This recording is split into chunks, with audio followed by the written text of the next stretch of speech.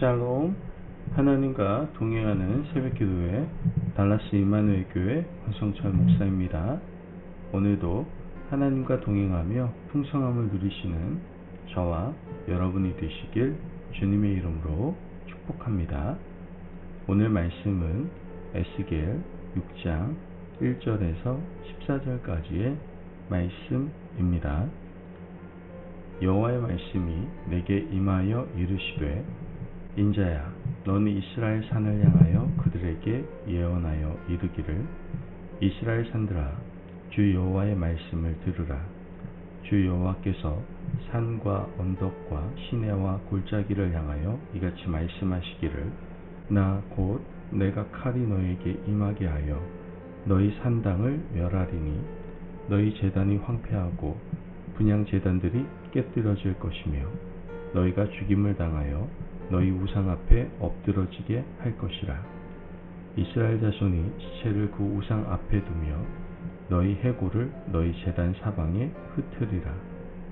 내가 너희가 거주하는 모든 성읍이 사막이 되게 하며 산당을 황폐하게 하리니 이는 너희 제단이 깨어지고 황폐하며 너희 우상들이 깨어져 없어지며 너희 분향 제단들이 찍히며 너희가 만든 것이 폐하여지며 또 너희가 죽임을 당하여 엎드러지게 하여 내가 여호와인 줄을 너희가 알게 하려 함이라. 그러나 너희가 여러 나라에 흩어질 때에 내가 너희 중에서 칼을 피하여 이방인들 중에 살아남은 자가 있게 할지라.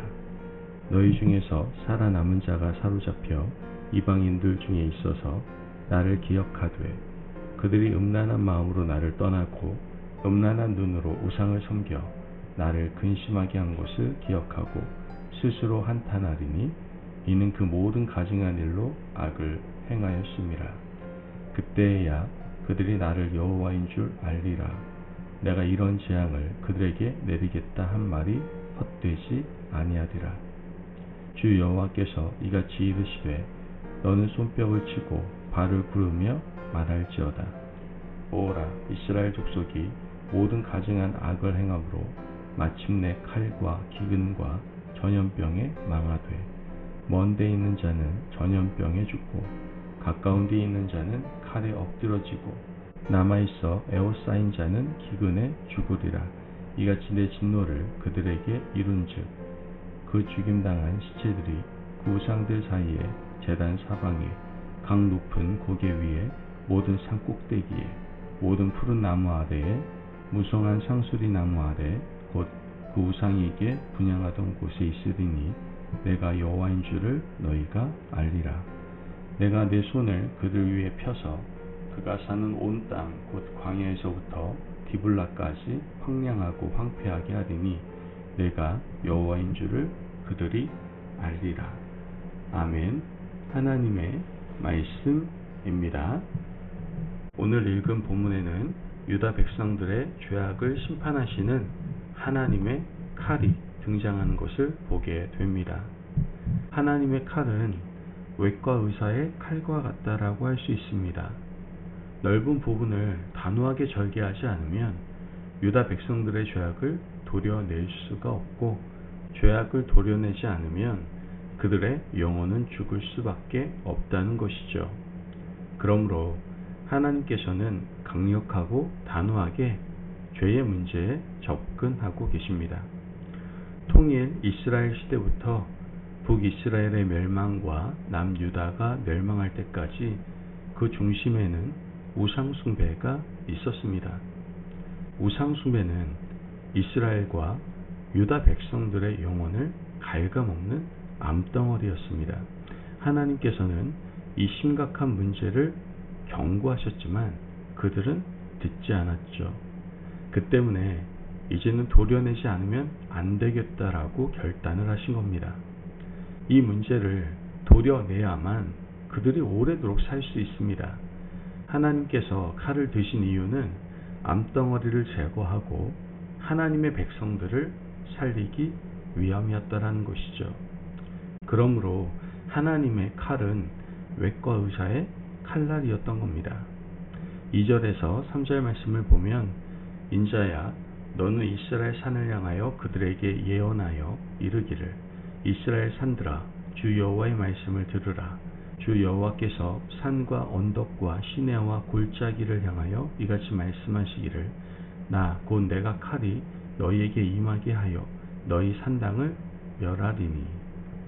통일 이스라엘 이후부터 산당은 우상 숭배의 중심지였습니다. 솔로몬 이전까지 산당은 오늘날의 기도원 같은 역할을 했지만, 솔로몬 이후 산당은 우상 숭배의 온상이었던 겁니다. 하나님께서는 산당뿐만 아니라 하나님의 칼날이 유다 백성들의 삶을 도려내겠다라고 말씀하셨습니다. 우리는 여기서 한 가지 의문을 가지게 됩니다.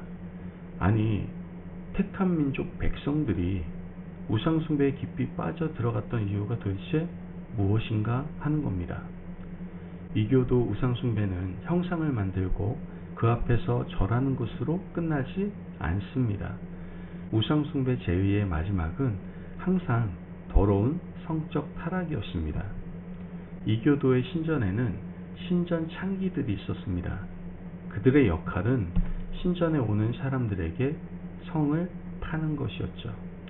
이것이 너무 강력했기 때문에 유다 백성들은 우상 숭배의 늪에서 빠져나올 수가 없었던 겁니다.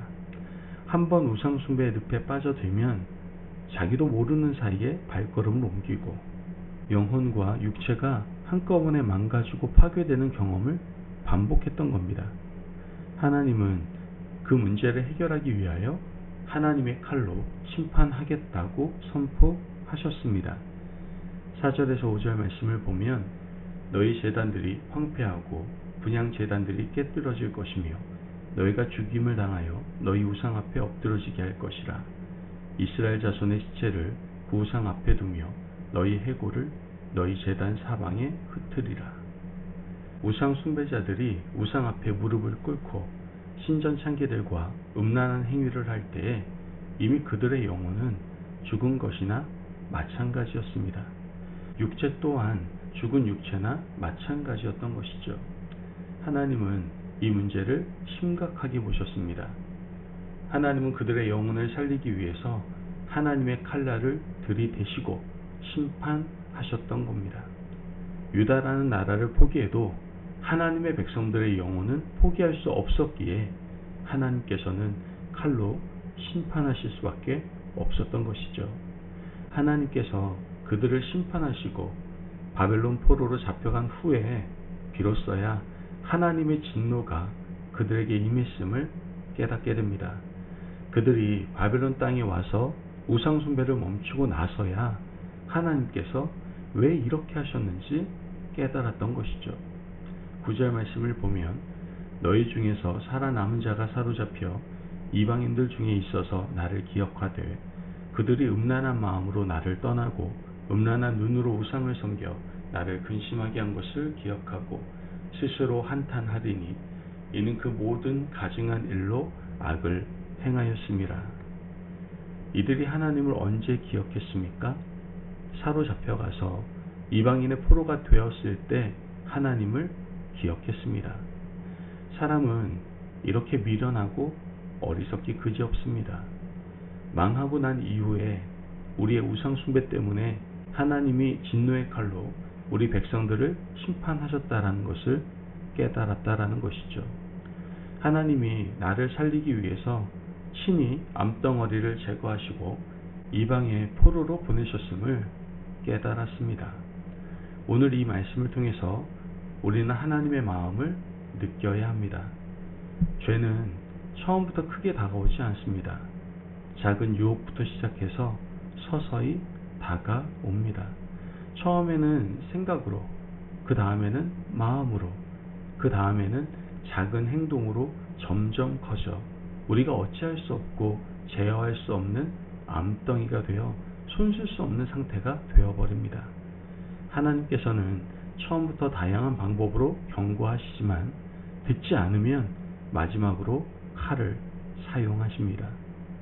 지혜로운 백성은 하나님의 진노의 칼이 임하기 전에 정리해야 합니다. 심각한 문제가 우리의 삶을 지배하기 전에 마음부터 다스리시는 지혜로운 백성이 되시기를 바랍니다. 혹시 하나님의 칼날이 내 인생에 개입한다 하더라도 그것은 나를 파멸하기 위한 것이 아니라 궁극적으로 살리기 위한 하나님의 사랑의 칼이라는 사실을 기억해야만 합니다. 그것을 아는 것이 지혜인 것이죠. 그러므로 하나님의 칼이 임하기 전에 하나님께 엎드려 기도하고 마음을 다스리는 기도를 통해 우리 마음의 중심을 하나님 앞에 온전히 드리는 저와 여러분이 되시기를 주님의 이름으로 축복합니다. 아멘. 기도하겠습니다. 사랑이 많으신 하나님 감사합니다. 오늘 우리에게 귀한 말씀에 은혜 허락하심을 감사합니다. 하나님, 하나님의 칼이 임하기 전에 우리 자신을 돌아보고 고칠 것을 고칠 수 있는 지혜를 허락하여 주옵소서. 생명을 살리기 위한 하나님의 칼을 기억하며 사랑이신 하나님께 찬양과 감사를 드리는 삶을 살아가게 하여 주옵소서. 감사하며 예수님의 이름으로 기도합니다. 아멘. 오늘도 하나님과 동행하며 풍성함을 누리시는 저와 여러분이 되시길 주님의 이름으로 축복합니다. 여러분, 생명을 살리고자 이 땅에 아들을 보내시고 또한 우리를 살리기 위한 칼을 준비하신 하나님의 사랑을 오늘 하루도 깨달으며 살아가시기를 바랍니다. 말씀 안에서 승리하십시오.